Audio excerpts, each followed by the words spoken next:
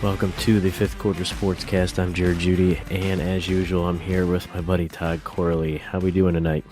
Well, my name's not on any lists exposed to the United States people, so I'm doing pretty well. Yeah, better than some. Better than some, I have That's right. to assume. I'm not running for office. I also haven't been any private islands by any fucking pedophile. Well, at least none that we know of. 100%. Mark it. Well, with that being said, we'll transition to a different topic. We just finished up week 17. Yeah. The fuck week is it, Jared?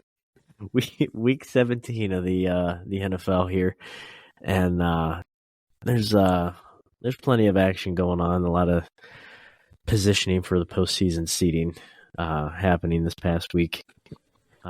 But we'll start off with the poll of the week. There's plenty to choose from, but from playoff seeding them to play and a lot of important wins.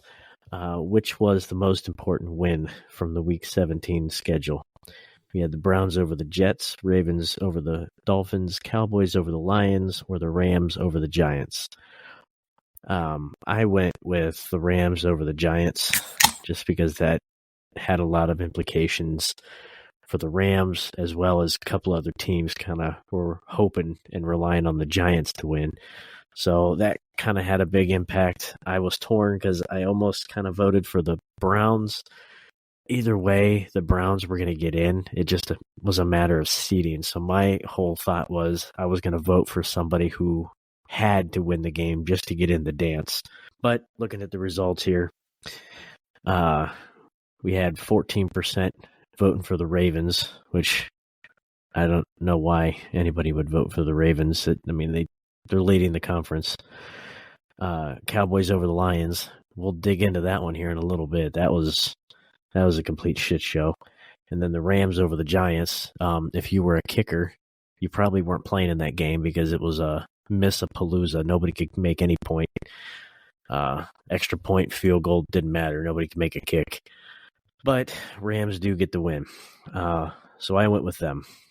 Well, Jared, there's two types of people in this world. Those who know that the Browns game was the most important one of the week, and those other people that are wrong. But with that being said, let's dive right into that one. Yeah, it wasn't even close. I mean, I didn't really expect it to be close. I kind of thought maybe 10 points, touchdown. The Browns basically just jumped out front and just steamrolled the Jets from the coin toss. And it wasn't even close. It was a lot worse off, in my opinion, than what the score looked like. But the Browns do get the win, 37-20. Flacco looks pretty damn good. I mean, I'm not going to lie. For not having a job most of the season, just hopping right out there, he looks pretty darn good. Not exactly the most mobile guy, but he never was. Doesn't have to be. He stands back there and hits his receivers. But I was going to say, there was the one time where he kind of was like boot scooting off to the sideline, and he just threw a dart down the field for a touchdown. I mean, that was pretty damn impressive. But he went 19 of 29, 309, 3 touchdowns. He did have a really ugly interception, but hey, that's kind of expected. And then he did get the sack. Njoku is basically, ever since Flacco took over, Njoku's just skyrocketed. We'll get into the they released some of the Pro Bowl rosters just recently here today, and I was actually looking because if Njoku's name wasn't on there, that's a crime. I mean, not that the Pro Bowl means anything anymore anyway, but that dude's been on fire ever since Flacco came in, no pun intended. But he went 6 for 134. He did have a fumble. It's kind of weird. Typically, he's not really plagued with those type of turnovers, but he did have a fumble. But I know we both kind of talked about this offline last week when the game happened. So they're all about consistency, quote unquote. They're all about protecting the players, the longevity. We talked about it offline. What the heck happened with there was no flag to the guy that came flying through? Was it Quinnen Williams? I think it was. And just hit him in the face. Just a forearm, just club right to Flacco's face, and no flag. Yet, if you see somebody backing up and they just like grace them and just barely, just like, I don't know, have dirty thoughts about them, it's a flag. But Flacco gets, Nancy Kerrigan to the head, and that's no flag. Okay. All right. I don't understand. I don't get it. But there were plenty of interesting records that were set during that game. And I didn't even realize this. I mean, I watched the game and I didn't pay attention, clearly. But they set an NFL record for a game that hit, the total was 50 points or more, but had no touchdowns in the entire second half. Like, it's pretty impressive when all your scoring's right off the gates. But, I mean, that's kind of been the way Flacco's been all season. He hadn't wasted a whole lot of time getting started. But Browns also are the first team to make the playoffs in the same season that they also started 4 different quarterbacks. Like that. I know I was talking to, a couple of my cousins at a Christmas party, and, they were trying to tell me, oh my gosh, look at all the injuries the Browns have. I mean, being a Packers fan, we got our share of injuries as well, but we're not, we're 500. To be in the position where Cleveland is and having 4 quarterbacks, that's unheard of. Like, that's unreal. It's an embarrassment of riches, Jared. I mean, embarrassment of riches. Which is just, it's just an oxymoron almost, because for the number one position that plagued Cleveland for decades, they could never get right. Somehow they're struggling to try to find somebody, just anybody that can stay healthy at that position throughout the season, just to get through the season. And somehow, just sheer coincidence, one fell into their lap and taken to the playoffs. Like, it's kind of an oxymoron, really. It's a gift to the Magi. I'll give you a hairbrush after you cut your hair, so I can, so you can buy you a present. Then I have nothing to brush. It's that old, that old ancient nursery rhyme, Tale from the Sea. That's one way of putting it, I guess. But that was the Thursday game. Let's jump to the next. Is there a Friday game, Jared? No, not yet. Shit. Well, there was this year, Black Friday. Just wait. It'll be next year, probably the year after. We'll have Tuesday, Wednesday, Friday, and we'll have everything. 7 days a week. But we got the Lions and the Cowboys on Saturday. Dallas sneaks one out, 20-19. Yes, by this point, unless you've lived under a rock or you watch football, soccer, everyone's heard about the shit show that's going on with the ref, Brad Allen, and how he's a complete moron. I mean, there's really no way of sugarcoating it. Being a Packers fan, I didn't care for any of these. I absolutely hate Dallas, and it's hard for me to root for a division rival. But the Lions got hosed. They got screwed yet again. The refs screw up a decision that basically dictates the outcome of the game. I'm sure you've seen it countless times. How could there be that much confusion on who reported eligible? I mean, we've read transcripts that Campbell went to the officiating crew, before the game started and told them, here's our plan if we get in a situation. He even said it before the play. You see the play, and you see Decker talking to the ref, and 70 is nowhere around.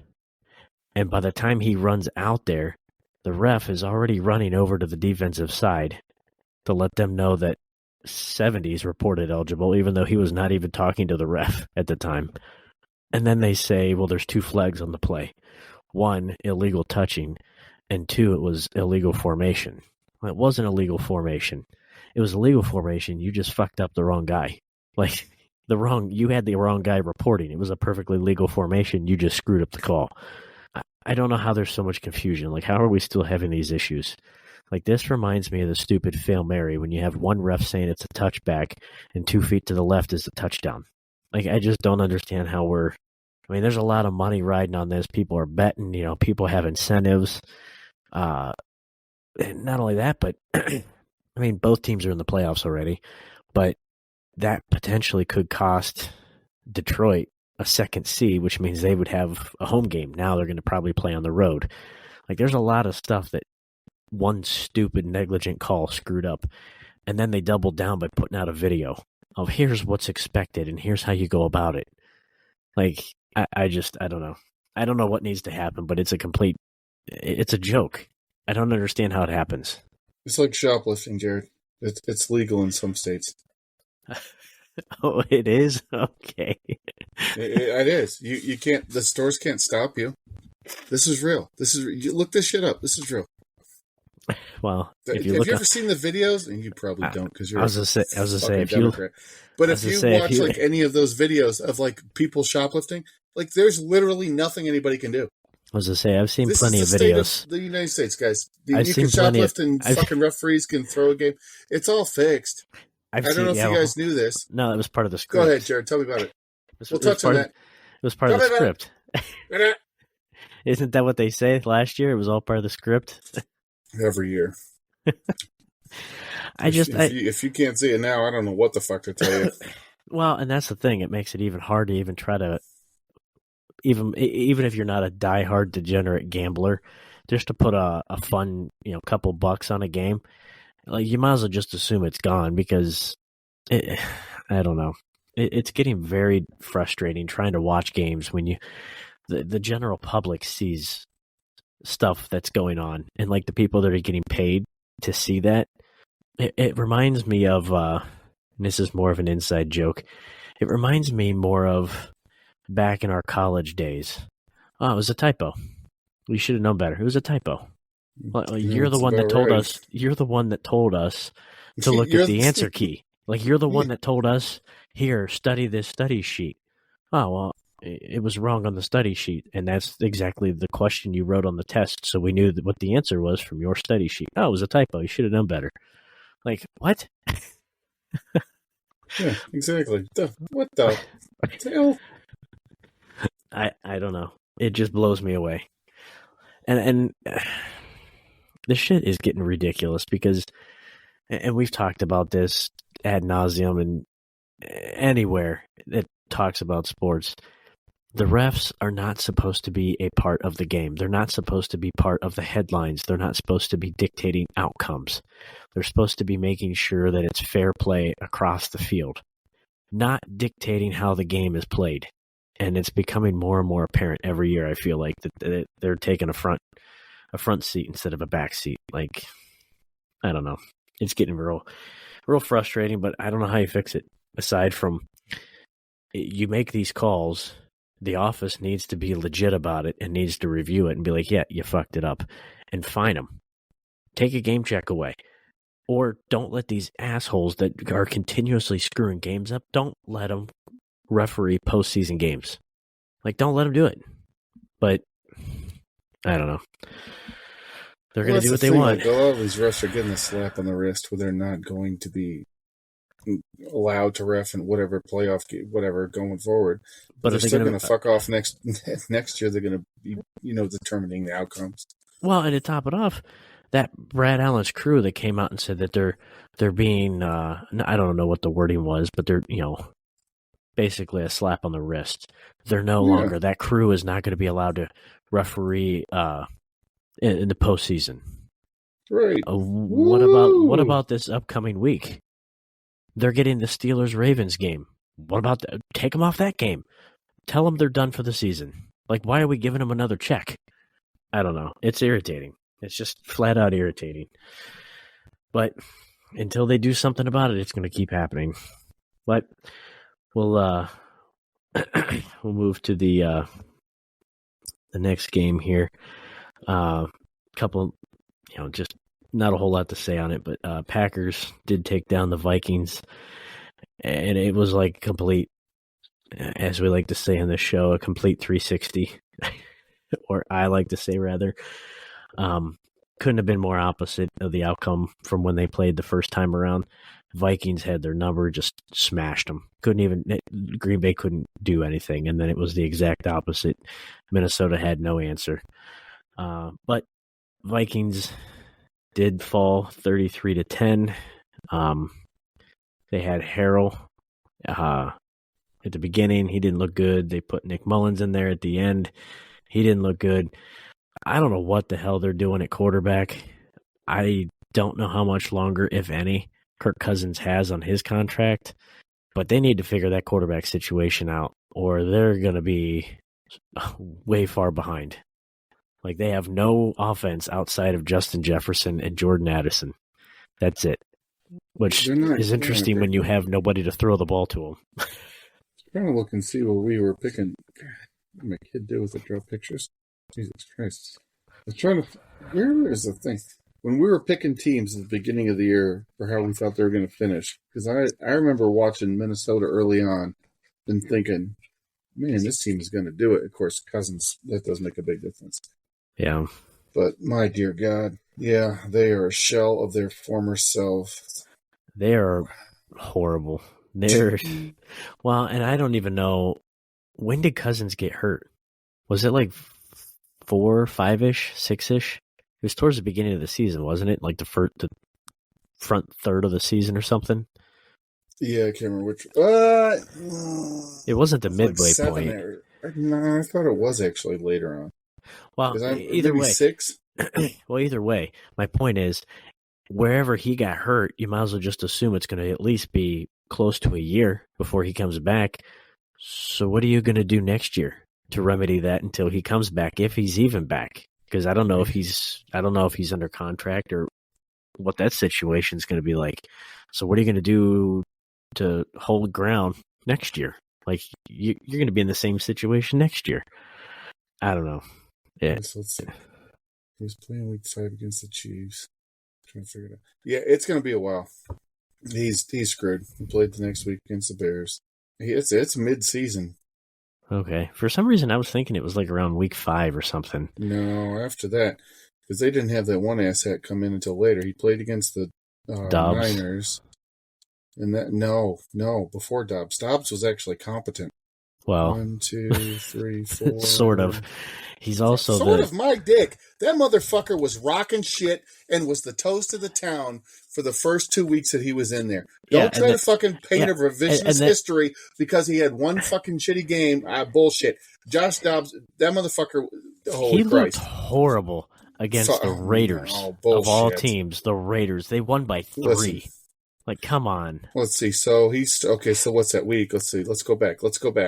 There's a reason. 13-14. There's a reason he's a backup. There's a reason he's a backup now. Okay, let's go back then. Yeah, let's go back. You pick one goddamn game. He's like third string right now. Cousins played against the Niners. Packers was, which you should have known this. Fucking Packers fan. Cousins got hurt. That's the game he got hurt in. Right. Well, you tell me there, fucking encyclopedia of fucking Packers useless bullshit. What week did the Vikings play the Packers? I don't know. It wasn't week 5. I don't remember what week it was. 1, 2, I just know 3, he got hurt 4, in that game. 5, 6, 7, 8. Week 8. All right.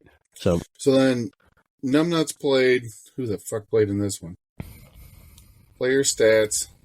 God damn it. I gotta fucking get on here and fucking defend the shit out of fucking Dobbs. Because you fucking watched 2 of his fucking plays.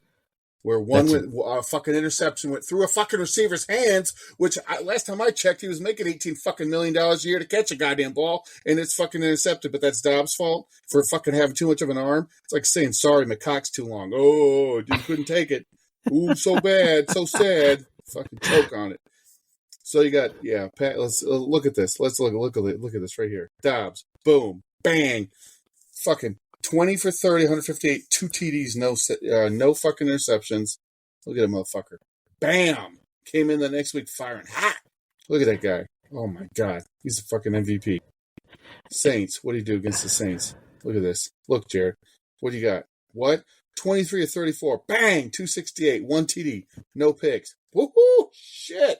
Toast to the town. 2 weeks in a row. Fucking on everybody's hot list. Firing it up. Broncos, good defense. 20 for 32, 221, 1 TD, 1 pick.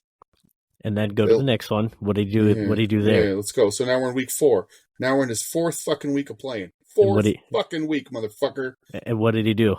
Against the fucking Bears? Yeah. A shitty team. A shitty team. A shitty team. 22 out of 32, 185, 1 touchdown, 4 interceptions, sacked twice. Yeah. Do you remember that game?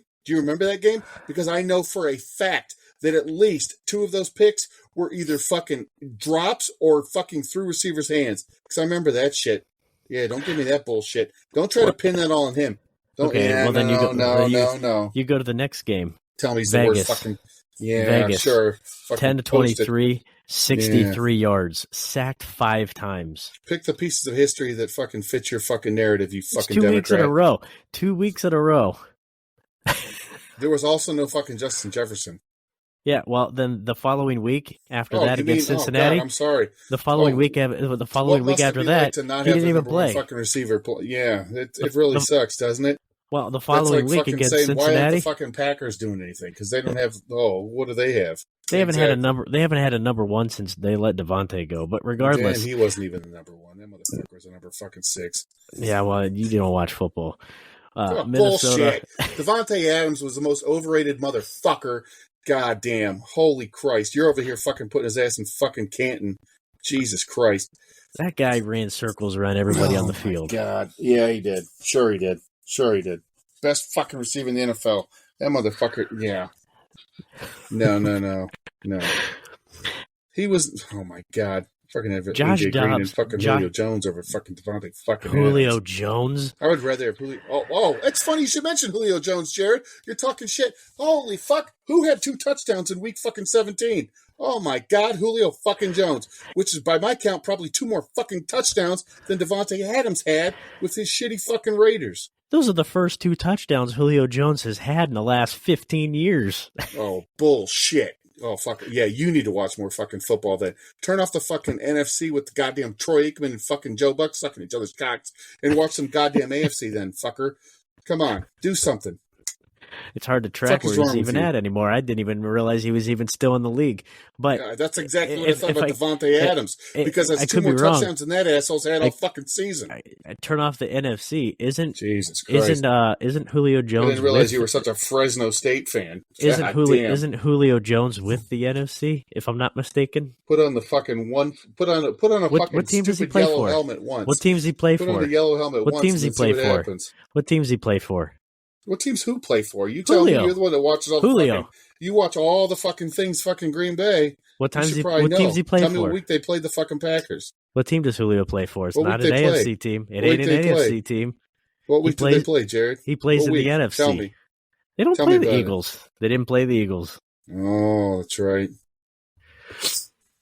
Well, for anybody that's still listening, Julio Jones plays for the Philadelphia Eagles, which is in the NFC. And he had 2 more touchdowns than Devontae Adams this week. Not the AFC. Yeah, Devontae Adams. Best receiver in the history of fucking football. He's such a fucking jockstiff. Unreal. You're such a queer. Look at you, fag. You're over here fucking sucking dick. Oh, I gotta get that number 17 in me. Give it to me. I need it. Oh, God. Anyway, let's move to the next one. To be fair, Devontae Adams did have 2 touchdowns this week against the Colts. Oh.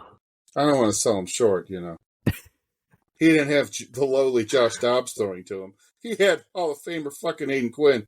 Or Aiden O'Donnell or fucking Aiden O'Connell. Jesus Christ. Why don't you watch some more AFC football? Jerry O'Connell. He had fucking Jerry O'Connell fucking thrown to him. And he fucking still, it's great. Against the fucking Colts defense. Just gave up 164 fucking points. Fucking week 16 to the, holy Christ. Oh my God. Well, fucking bunch of shit. Goddamn Falcons beat the holy fuck out of you. That's a real fucking defense. The fucking Falcons put up 29 fucking points on them the week before.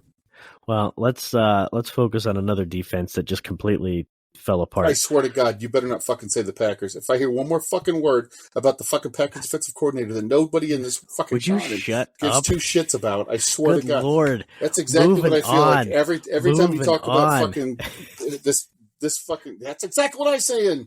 Every single time I hear you talk about the fucking Packers defensive coordinator, I know it's coming. We'll get there, though. No, we're not talking about it. We're talking about fucking Baltimore just pounding the shit out of the Dolphins, 56-19. I was just listening to Kamala because somehow she irritates me less than you right now. I don't know how that's possible. Yeah, believe me. So Lamar basically locked up MVP, I think, in most people's minds. Everybody's minds.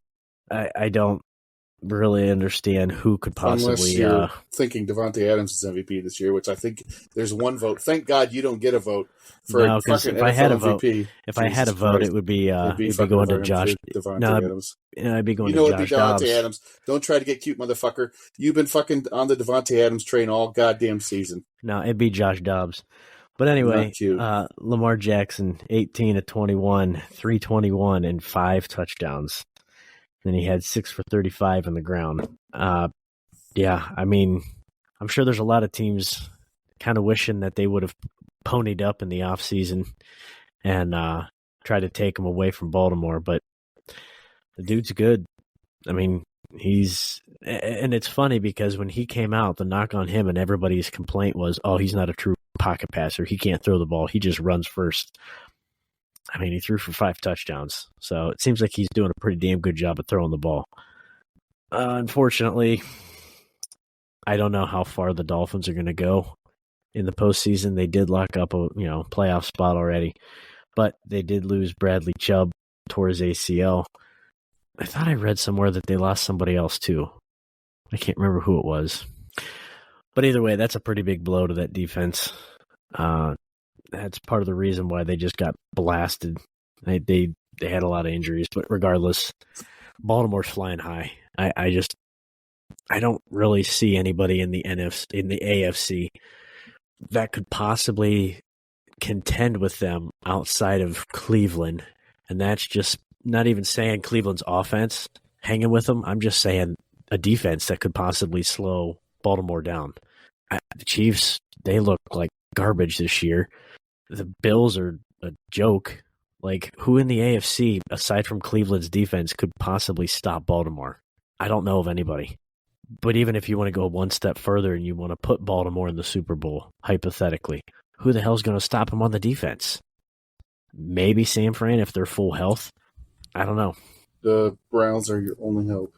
Exactly. They're the fucking Obi-Wan Kenobi. Week 10, they beat them. I literally don't know of another defense that's as consistent as Cleveland. I mean, that's the one thing. Cleveland's got a lot of negative things that happened to them. Well, they had a lot of negative things that happened to them this year with injuries out the ass. But the one thing they still have going for them is that defense has been strong all season long. And I don't know of anybody else that's got a better defense than them right now. I mean, yeah, everyone's going to say freaking Dallas, but I don't know about that. Dallas, I feel like, is going to choke like they always do.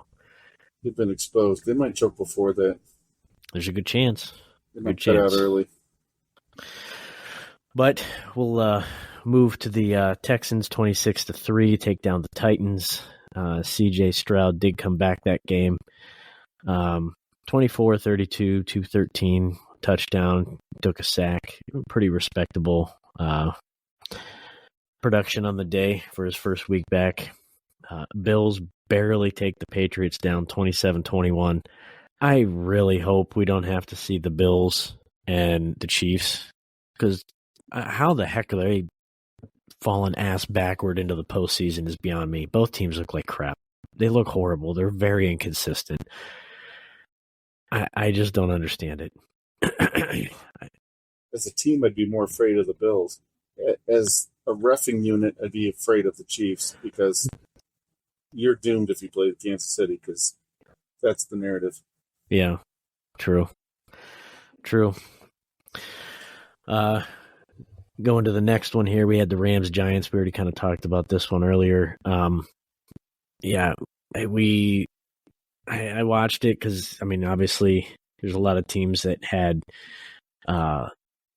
specifically with the NFC, the Rams, Seahawks, Giants, Vikings, Packers, Falcons, I think, and Buccaneers, maybe, all basically had interest in these couple games because it's kind of like jockeying for position right now. They're all around that 500 range, fighting for those last few spots. I mean, Puka Nacua is unreal. Like I don't know who else would get Rookie of the Year if he doesn't, in my opinion. I haven't seen anybody else that's really came onto the scene and just flashed from day one more than him. But the Giants, they've kind of completely fell apart. They've went through the kicking carousel, as the Rams did as well, trying to find somebody that can make a field goal. But it was just like extra points and field goals like nobody could kick. And it came down to I don't know if you watched this game. The Giants ended up getting a late touchdown, and instead of kicking it, they went for 2, and Tyrod Taylor runs to the right. Probably could have made it himself. Yeah, I think Taylor probably could have just kept it and made it himself, but then he did this ugly ass pass behind Barkley, and Barkley had to completely turn his body around to try to catch it, and it was just too far behind him. But he had at least 15 yards of wide open space, could have scored. Well, he didn't. Well, yeah. But unfortunately, because of that, they fell short, 26-25.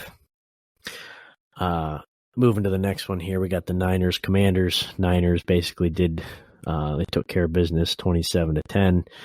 I think Christian McCaffrey kind of got beat up a little bit. I mean, I think was it a calf or something I heard? McCaffrey? Yeah, or hamstring or something. Calf. Yeah. He fucked me. He'll be fine. He's not sitting out, that's for sure. I mean, he may this week because they already have spot locked up. But in the long run, he'll be fine. What the hell happened to the Eagles? Good Lord. I saw at one point they were up, what was it, 21-6 or something in like the third quarter. And then all of a sudden I look at the final and I see the Cardinals knocking the Eagles off 35-31. If you're supposed to be this high-powered offense and you're supposed to have this great defense and you're supposed to be like a Super Bowl contender, how in the hell do you get knocked off by Arizona? Terrible. They're overrated. They're freaking 4-12, and they took down an 11-5 team. Granted, yes, I know, any given Sunday, but that should not happen. Teams that are in the Super Bowl contention, they don't get it handed to them like that. It just doesn't happen. It was bad. It was a bad loss, and honestly, the Eagles, they've had I feel like they've had quite a few games like this where they've been exposed and their typical game plan just doesn't work. And so these teams now, I think, have the script per se on how to win. I just don't see the Eagles going far. I'll put it out there. Nope, I don't see them. I don't see them or Dallas going far. I don't see them doing it either, man. I really don't. I think they've fucking been exposed. Garbage. I mean, honestly, from the NFC, the AFC is going to be fun to kind of see how that plays out because it's top heavy. But the NFC, Niners, outside of San Francisco, I literally don't know of anybody that's been as consistent as them. The only team that even the Lions it would be the Lions. Yeah, if they weren't fighting the fucking refs. Yeah, well, I mean, even the Lions though, they've had their hiccups and they've been inconsistent. They've been a powerhouse for the most part, but they've had their hiccups. I mean, they got almost beat by the Bears, then they got beat by the Bears, and then they lost to Dallas. They blew Green Bay out, which Green Bay is not a world beater, and then they got blown out by Green Bay. It seems like the last half of the season they've been very inconsistent after their hot start. I kind of would be interested to see them and San Francisco play in the championship. I think that could be a good game. I think it could be a low-scoring defensive battle. I don't see San Francisco losing, though. I just don't. Two teams who also are basically not going to do anything, I don't think, in the postseason. We got the Saints taking down the Buccaneers 23-13. The Saints are an okay defense, but I don't see Derek Carr or Baker Mayfield playing in postseason. I just don't see it. Jaguars take down the Panthers 26-0. You don't really have to say any more about that. I mean, Carolina stinks. They're horrible. The fucking owners over there tossing drinks on Jaguars fans. Yeah, he's getting fined like 75 cents. Like it's 300,000. Yeah. Yeah. Well, CJ For him, Beathard. it's like a buck. Yeah, CJ Beathard did get the start because Trevor Lawrence was out. I think he is supposed to start this week, from what I've read. Correct. But I mean, Carolina's trash. Nothing's working there. They fired the coach midway through the season. It's just a dumpster there. Bears take down the Falcons 37-17. I don't even know what to think of Atlanta. Like I've seen rumors about what's his name, Artie Smith, down there in Atlanta being on the hot seat. All the rumors were about how Bijan Robinson was supposed to be this world beater, and I just don't feel like Atlanta's using him the way they can use him. Like, I don't think they know what to do with him. Not consistently. Well, and the fact that they've basically resurrected Cordell Patterson's career on like trick plays, and they have a guy in the backfield that they could be using every play. I just don't feel like they know how or they want to use him. I don't know what their plan is for him, but dude, you got a workhorse. Let him go. I don't know. Kyle Pitts is like not really used down there at all either. They have a quarterback situation on their hands every week. It's who is it? Ritter and who else? Is it Heineke? Heineke was just playing this past week. Okay. Well, I kept thinking Heineke. I kept thinking Heineke in Washington, but I knew he wasn't down there. Yeah, it was Ritter and Heineke. Sure it was just basically those two going back and forth all season and trying to figure out who was the hot hand. And what's the saying? If you have two quarterbacks, you have no quarterbacks. You have 4 quarterbacks. Yeah. Yeah, he is. Jesus Christ. I swear he was with not the Redskins. My God. Yeah, fuck the Falcons. Yeah. I'll say it. You're thinking it. I'll say it. That's fine. Yeah. I got all the lawsuits. They couldn't even beat the Bears, for God's sake. Yeah. Well, moving on to another, I don't want to say dumpster, because they've actually looked pretty respectable. The Colts did take down the Raiders 23-20. What do you think the Raiders do? Do you think they retain Pierce?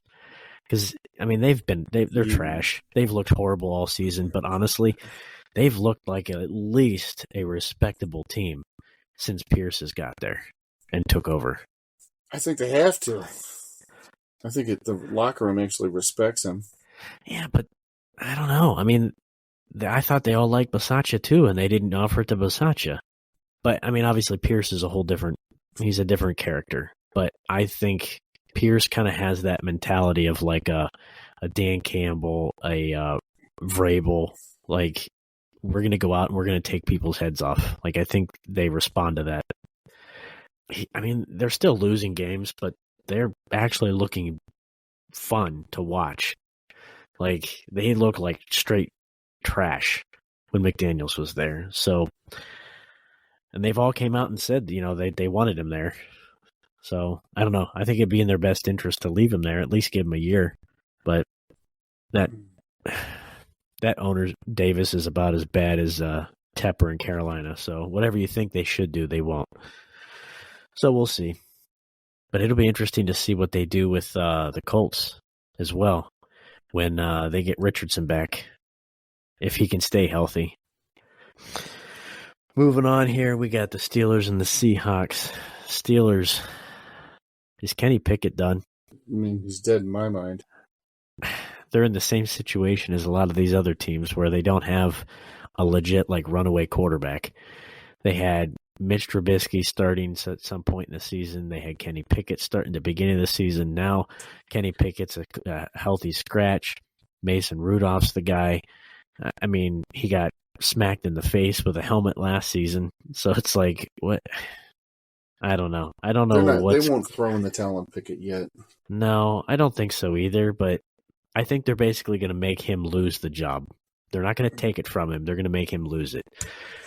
They got to figure out that locker room first and foremost. That team is it's a complete disaster. It's a complete disaster. Mostly, in my opinion, I think it's mostly a circus on the offensive side. I feel like the defense is still humming. Like, the defense is what's holding that team together with Minka and TJ and Cam Hayward. Like, those guys are still holding the team together. But he's got talent and he's good what he wants to be. But I feel like George Pickens is a younger version of Antonio Brown. Like, that's all he is. That's what's saying about Deontay Johnson. What? I thought he was supposed to be this big resurging player this year. I haven't heard a whole lot from him. Is that just because the quarterback play has been so bad? Yeah, they're just, I don't know, man. They're all just young little divas. Well, not that young. Shit, Deontay Johnson's been in the league, but... He's been there for a while. Yeah. Well, even Freiermuth, he's been there, 3 years? He's been there a while, too. Yeah. Well, even Harris is, third year? Second year? Najee, yeah. Yep. I don't like Najee. I have no interest in the Steelers. I just have no vested interest. I think Najee Harris is overrated. I think they need to make Warren the guy. They need to make him the guy. Coaches. They got to figure some shit out. Sorry, Mike. That too. Well, they won't, because if they win and they make the playoffs, it'll be the 18th or 19th or 20th, whatever consecutive season without a losing season under him. So they won't. But I actually text my cousin's husband. He's a diehard Steelers fan. I said, man, how low is the bar for you guys that, hey, at least we're above 500. I don't care if we win the division or go to the playoffs or even make the Super Bowl, but hey, we didn't have a losing season. Like, that's a pretty low bar. What's the Herm Edwards quote? You play to win the game, not play to not lose. Seems like what they're doing this year. God, yeah. This is not the Steelers I'm used to, but I mean, I'm here for it. I can't imagine too many people in your situations complaining. No, I'll take it. It's nice when they announce only 3 teams in the AFC have clinched a playoff spot. Yeah. And one of those 3, oh shit, is not them. One of those 3 is Cleveland. That's amazing. Well, and it's interesting because for the last, maybe decade, give or take, it's mostly been Steelers-Ravens. And then for the last 3 to 4, maybe 5 years, it's been kind of a 3-way tie with Cleveland being at the back end of it. And it's finally kind of like Baltimore is still at the top, but it's not their defense that's keeping them in games now. It's the offense that's running the show. Cincinnati's took a step forward. Pittsburgh's took a step back. And Cleveland's 3 steps forward. So it's it's interesting how everything's completely flipped in that division. But speaking about a bad division, Chargers still look like complete trash. They canned their coach a couple weeks ago, and they still don't look any better. The coach isn't the problem. They look horrible. They lose to Denver, and Jared Stidham 16-9.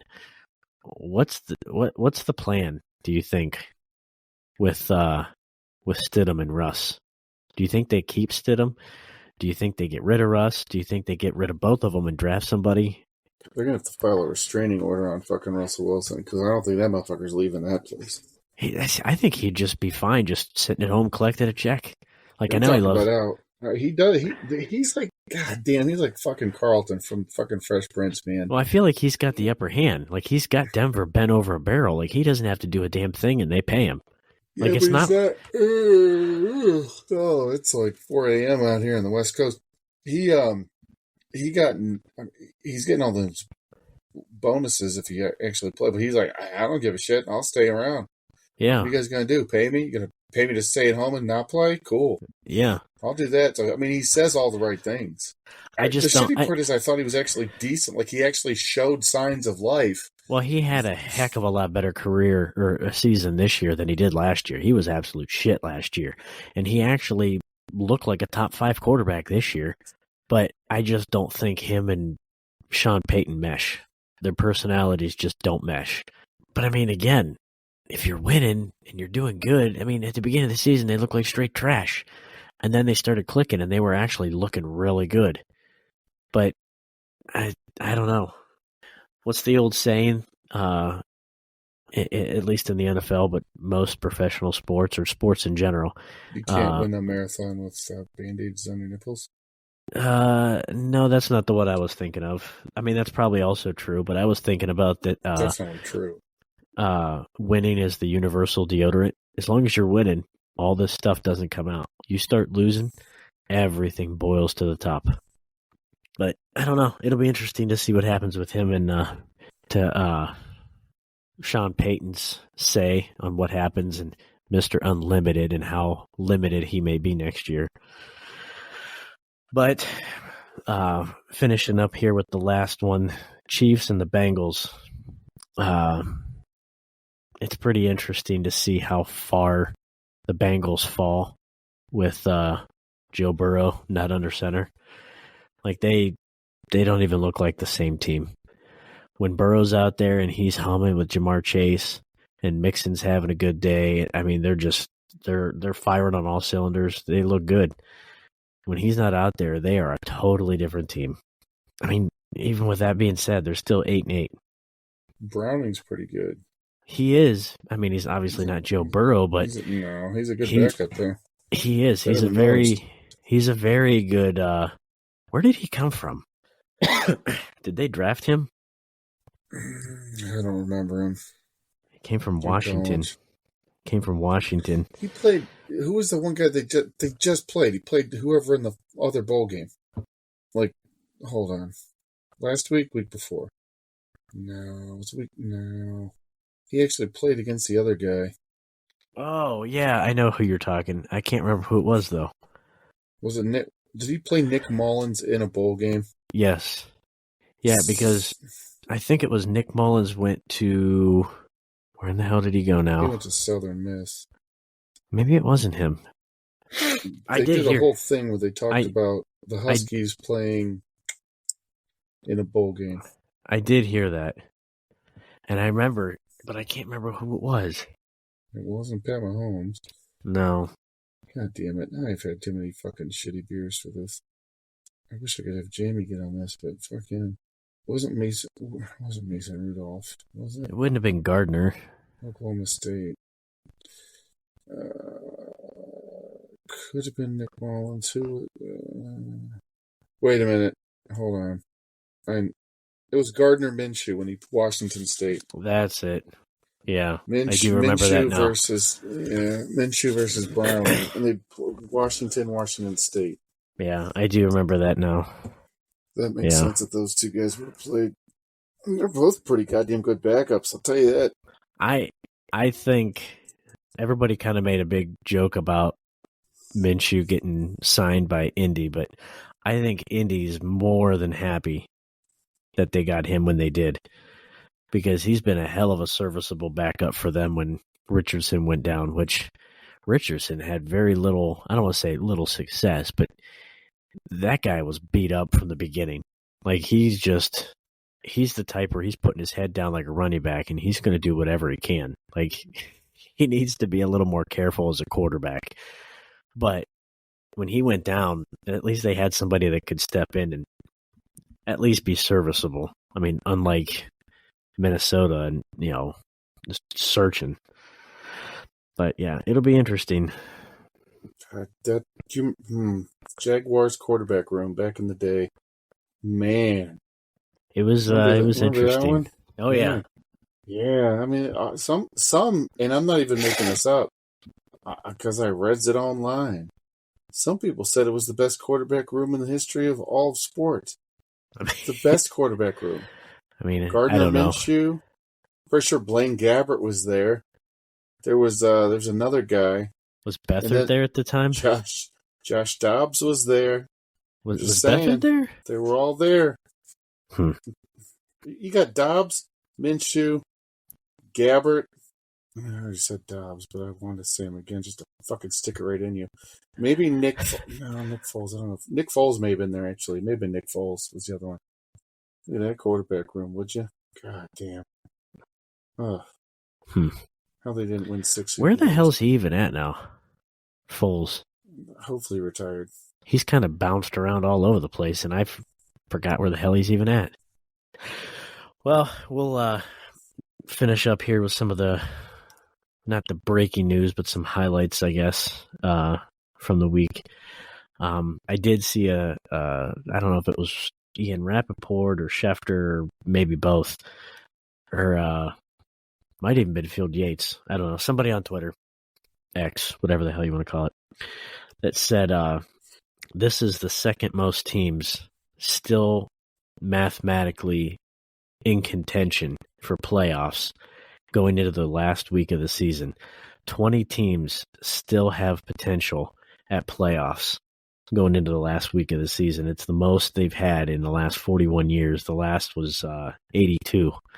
1982, they had 22 teams going into the last week of the season, which I get overwhelmed, I guess, trying to look at all those scenarios where it's like, oh, this team and this team and this team needs to win this. And if a tie happens or this happens, like there's too many scenarios.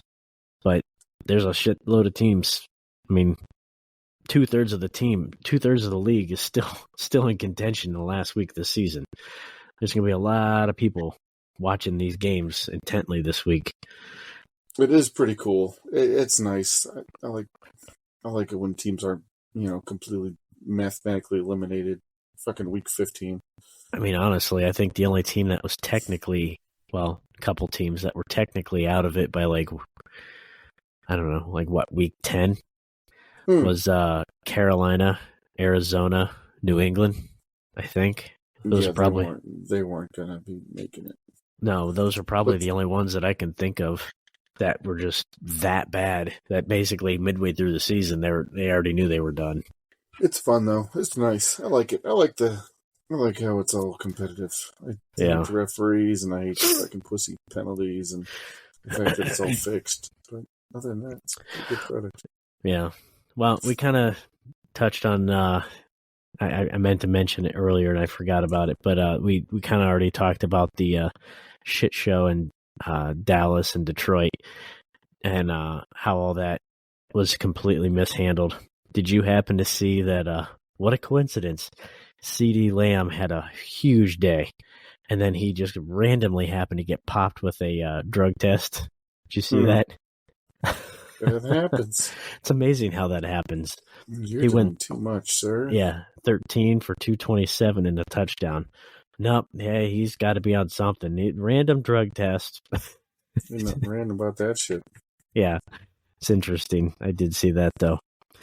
But for anybody out there that does like to put some wagers down, put some money down on some games, it's going to be a real interesting week. A lot of unknowns because a lot of guys, a lot of teams that have people already have positions and playoff position already basically locked up. I did read some stuff online that people are starting to sit their guys this week. They're getting benched. So it'll be a lot harder, I feel like, trying to, predict how some of these games are going to go. But just a quick rundown. Blaine Gabbert is taking over for Mahomes. Mahomes is sitting. I assume if Mahomes is sitting, there's probably a pretty good chance that Kelsey's probably not going to be too far behind. I assume Pacheco maybe sees a quarter, maybe a half. I don't see him playing a whole game if he even plays. And I think I heard Chris Jones also for the defense may be out. Your guy, Flacco, I read, I think it was Rappaport, said he's going to go sit back on the couch. Jeff Driscoll's taken over for him this week. Carson Wentz, which I actually forgot that he was even still in the league. He's taken over for Matt Stafford out in LA with the Rams. McVay also came out and said that he is sitting down Kyron Williams, Cooper Kupp, and Aaron Donald. So that means if you want to put any wagers, I mean, really, Puka Nacua is really the only one you'd probably want to put money on, but with Wentz at quarterback, I don't know. San Francisco did say that they're sitting Purdy. Sam Darnold is getting the start over there. I would have to think probably Deebo Samuel and Kittle possibly, and then probably Nick Bosa and Fred Warner may also sit, maybe do a half or something probably.